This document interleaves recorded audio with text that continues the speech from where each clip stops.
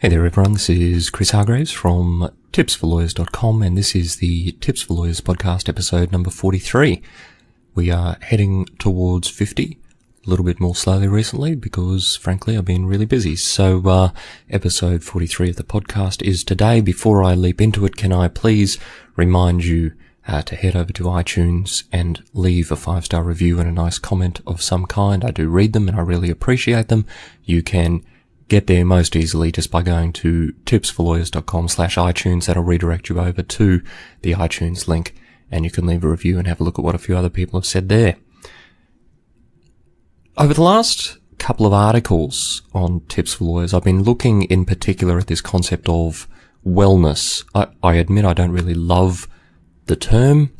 It's the current term floating around that seems to get used, so I thought I'd go with the flow on that one. It seems a little bit airy-fairy for me, but there it is. So we are continuing in that vein with podcast episode number 43. But before I get into that, I thought I'd just give a quick recap of where I've gotten to so far in the series on wellness. So in the first episode, or the first article I should say, I took a look at whether your law career was really just wrecking your life. And in there I had a bit of a look at some of the more disturbing statistics, in particular in connection with depression and substance abuse and a few of the issues that lawyers face throughout their careers. And really there I was just setting the scene. Then I had a look at what I called stripping bare, but mostly just for the provocative title. In reality, what I was looking at was essentialism for lawyers. That is, figuring out what it is you actually want and then analyzing what you do and what of what you do compares to what you want. So in a sense, it's a combination of finding your purpose and of effective goal setting. But what most people find when they go through that exercise in an honest way is that there is a huge collection of things that happen in your life that bear no resemblance towards activities that work you towards your fundamental goals, whether professionally or personally, it doesn't really matter, although obviously we're focused on things from a professional sense. So we collect a lot of dross, a lot of detritus around us that weighs us down. It takes our time, it adds to our stress, and by and large, it makes it much harder to get that feeling of working towards your goals in a deliberate and conscientious way. So that was the idea of essentialism. It was about stripping away some of those purposeless tasks and activities that we have a tendency to do in our life, much like you might clean out your wardrobe from time to time. So if you wanted to check out either of those articles, you can get them at the show notes at tipsforlawyers.com/podcast/43. And I do recommend you have a look at those. They're interesting read for the start of the series, and they do set up some of the matters that are going to be spoken about today.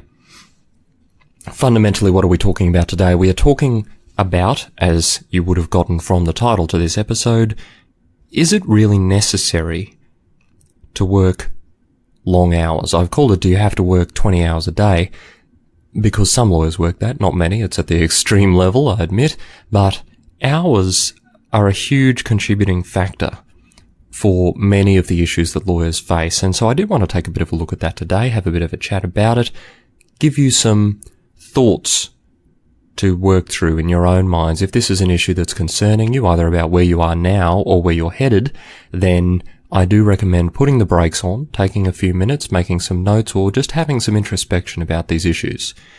So, hours themselves, what do they contribute to? Well, firstly, they contribute to stress. The longer you are at the office, the less likely you are to have time doing other things, but in particular, relaxing, spending time obviously not focused on the job, spending time not working around at other people's directions, and so on. And they all contribute to your stress. This is not actually an episode about stress. I'm going to do another article about that soon, but it does contribute to stress if you're at the office all the time. It also affects your family if you have one.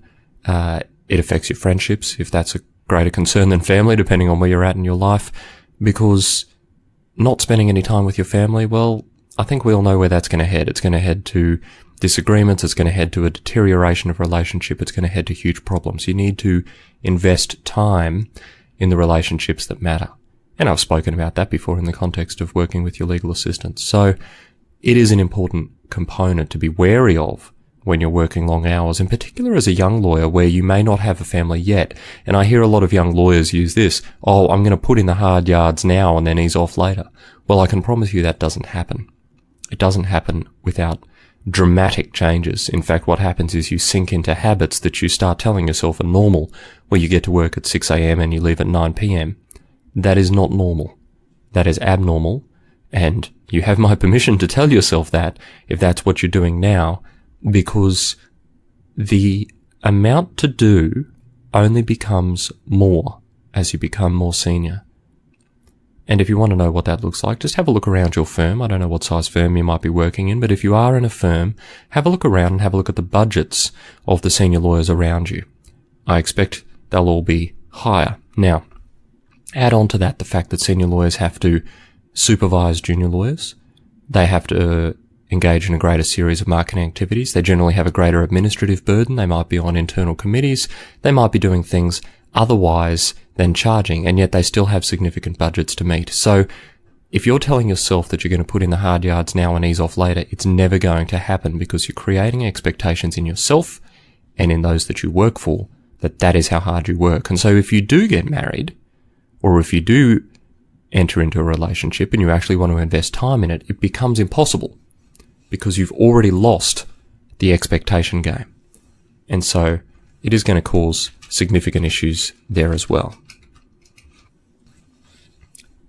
The last thing, of course, it results in is everyone being tired all the time. If you're not getting enough sleep, if you haven't got time to eat properly, a lot of people exercise. I'm not one of them, but a lot of people exercise and find they get benefits out of that. So it will leave you tired, and it will leave you borderline depressed. I'm not talking about clinical depression. I'm talking about if you spend the majority of your waking time in the office or to and from the office, then you're going to have issues in any number of areas of your life.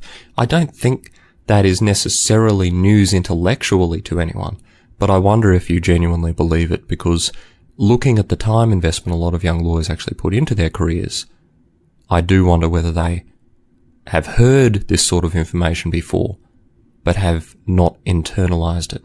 Because you can look at their behavior and it is distinctly at odds with these kinds of things. And in fact, we know to be true. It's not exactly a great secret. Just jump on Google. You'll find a million articles about it. Some of them will be mine, and you'll realize that your habits are not reflecting what they should if you genuinely believe that that kind of thing is an issue. So there's our baseline. Long hours can cause issues, but this is, of course, a pragmatic podcast and not an airy-fairy one, except for occasionally. And so I wanted to take a look at the career side of things in terms of working 20 hours, because this is where we start from, by and large, which is we all know that lawyers work long hours and we all know that lawyers work hard, and I think that is fundamentally true, and I don't think you're going to escape that wherever you go. And if you think you can, then good health, but there will be consequences for that, and we're going to have a look at that. So let's inject a little bit of reality. It would all be nice if we could work 9 to 5 jobs, but that is not the reality of the profession. The reality of the profession is probably somewhere in between those two examples. So, what are we going to look at in order to help you through this process? First, I want to ask you this question. Why do you care enough to be working long hours if that's what you're doing, or if that's what you're intending to do? What is the driver? And I think this is an important thing to hone in on, and it comes back to that essentialism, that purpose approach to determining how we behave. Because people decide to do this for a bunch of different reasons, and I think it's important you identify why. The first and most obvious reason is you've got lots of work on. That's possibly true, although it's possibly not true. It's possible that you've told yourself that, and it's possible that you're not working as efficiently as you could, and it's possible that you've said yes to too many things, and in fact, rather than actually having that much work on legitimately, you've become overwhelmed because of poor choices that you've made, and you don't know how to escape from that. So, lots of work is the obvious example, but it's not always the correct answer. Sometimes we work lots of hours because we think we need to be in the office for lots of hours in order to be seen. Now, I wonder if that's you. I wonder if we've watched some television, we see people getting into the office at 1 a.m. or whatever in the latest episode of Suits, and we think, oh, maybe I should do that too. That's how people get ahead. Get to the office at 4 a.m., work till midnight, have a shower, have a coffee and then start over again. That is, of course, what television life sometimes tells us it's like, and it's what some young lawyers think they're going to do for more than a few years in a row without burning out, and I can tell you that's not going to happen. But maybe you're there because you think it's good for your career to be seen in the office for the extended hours that you're putting in the hard yards, and you will be rewarded appropriately for doing so. And I'm not going to lie, that may be the case. You may get those rewards. We're going to come back to that in a minute. But you need to be live to the fact that if that is your habit now, it's going to be difficult to sustain going into the future. Because I'm sure you know that lawyers burn out fairly regularly. Lawyers do get depression. Lawyers do develop alcoholism. Lawyers do get substance abuse issues. And most of those at higher than usual rates compared to the general populace. We are on most lists of professions most likely to do damage to ourselves in various ways. I think we're also on a list of most likely candidates for being psychopaths, so that's a pretty good list to be on as well. And you need to be live to that possibility that you can't in fact sustain that for more than a short time. And if you're going to be able to work over the long haul, because law is a long haul and you're going to retain your sanity, you need to start putting the brakes on and reassessing how you're actually approaching this particular part of your practice in terms of your hours and in terms of what you're doing throughout the day. The next possibility about why you might care is, and it's connected to the last one, but you might be competitive. I wonder if this has come up. Do you leave before other people or do you leave after other people? It's an interesting question because you notice how a lot of people in the profession have a tendency to leave around a similar time in the office.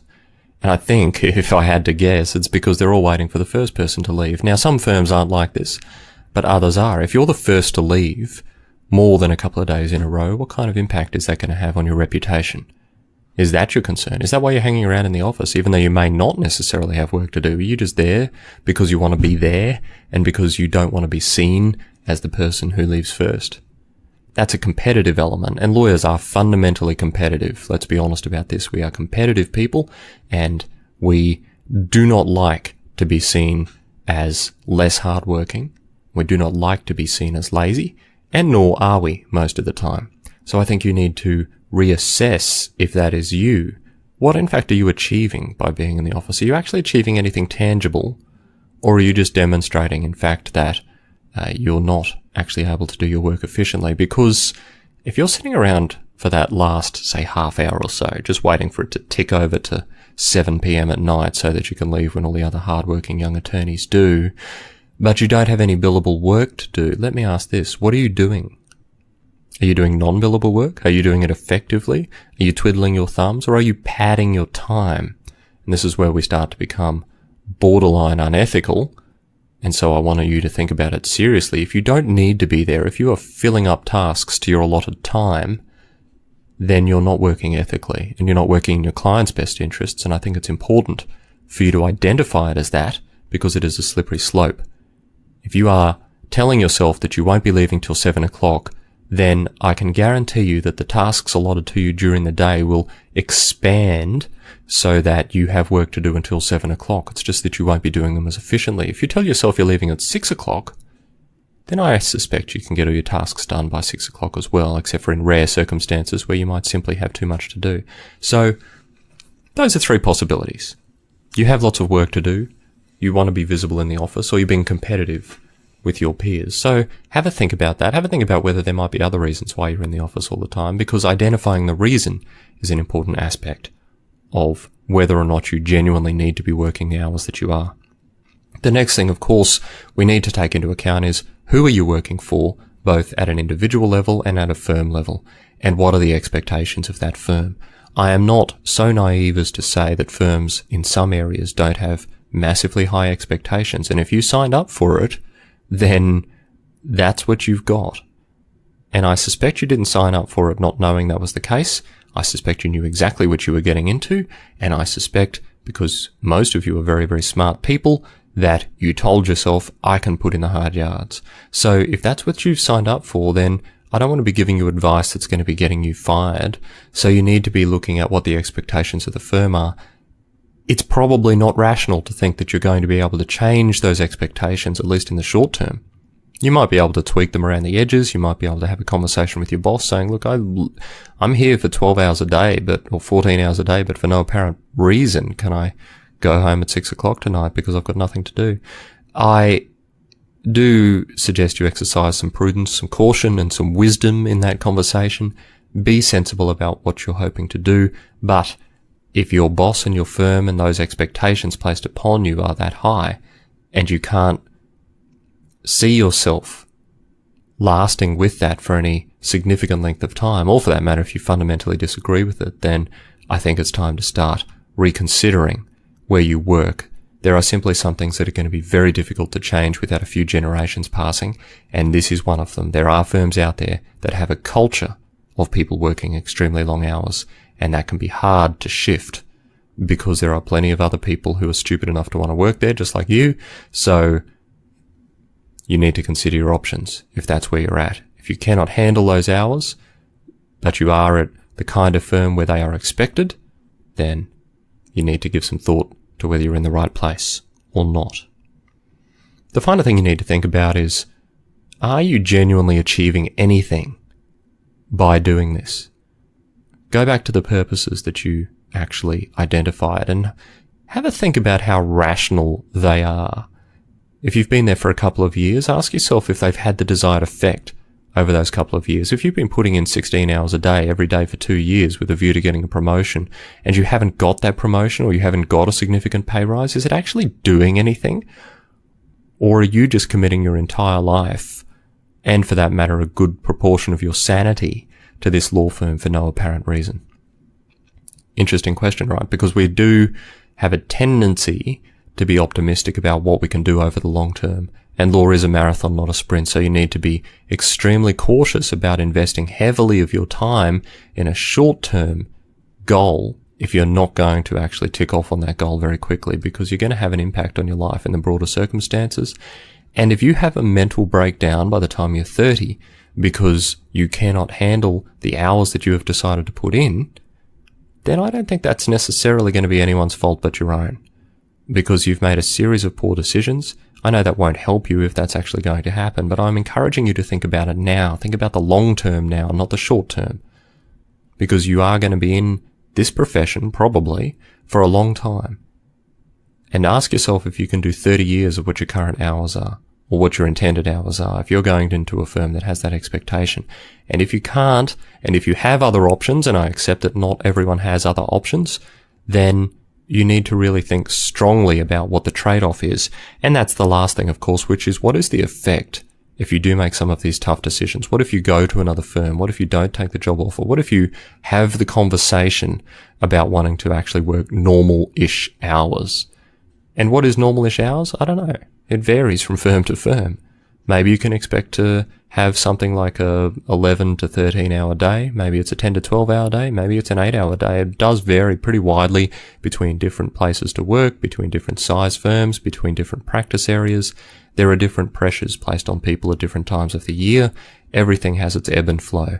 But if there is a consistently high expectation in a firm, and it is well known to you, then you do have a choice. And I want to make that clear. You do have a choice. It's just a question of whether you're prepared to deal with the consequences of it, no matter which way you go. If you decide to work there, then you're going to need to deal with the consequences of having a 16-hour day.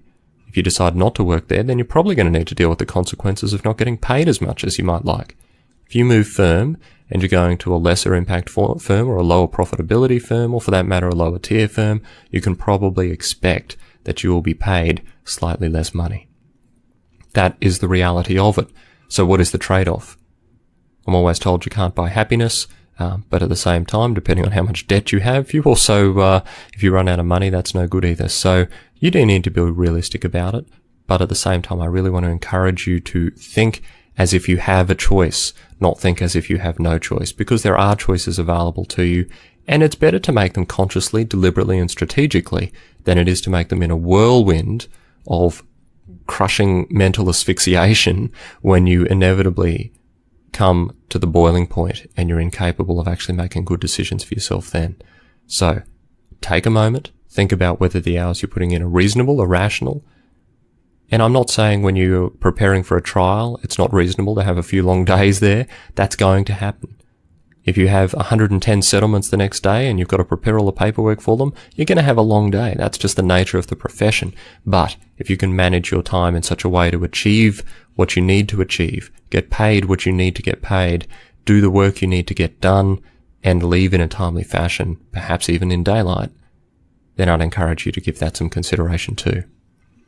Those are my thoughts on the notorious 20-hour day. This has been Chris Hargraves from the Tips for Lawyers podcast. You can find links to the couple of articles I mentioned at tipsforlawyers.com/podcast/43, and I'd encourage you again to leave a review at tipsforlawyers.com/iTunes. Have a great one, and I'll see you next time.